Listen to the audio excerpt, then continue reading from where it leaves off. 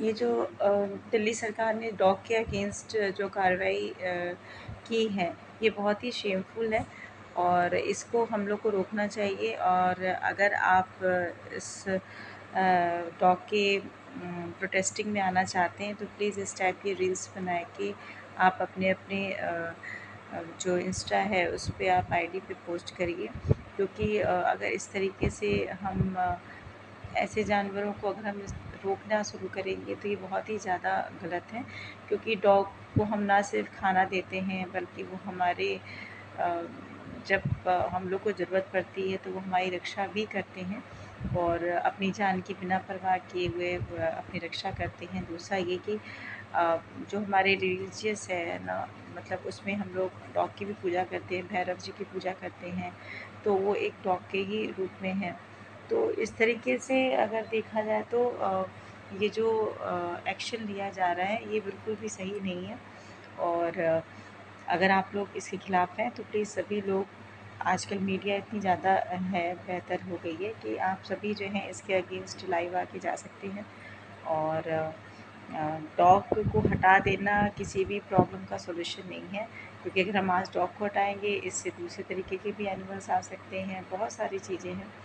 ठीक है, तो ये एक सही चीज़ नहीं है। और दूसरी चीज़ कि डॉग की जो डिज़ीज़ है वो और ज़्यादा उनमें बढ़ने लगेंगी, उनमें न्यूट्रिशन की कमी हो जाएगी। इवन अगर इस टाइप के डॉग्स हैं जो कि बहुत ज़्यादा हार्मफुल हैं, सड़क पे घूम रहे हैं, तो हमें उनका ट्रीटमेंट कराना चाहिए। जितना हम शेल्टर बनवाने में या उनको एक जगह रखने में पैसे का इन्वेस्ट करेंगे, उससे कम पैसे में हम एक तो लोगों को रोज़गार दे सकते हैं कि ऐसे डॉक्टर्स की रिक्वायरमेंट ज़्यादा हो जो कि एनिमल्स वाले डॉक्टर्स हों, और वो ऐसे डॉग्स का जो है वो उनकी मतलब देखभाल कर सकें और इस टाइप के हॉस्पिटल्स खोले जाएँ।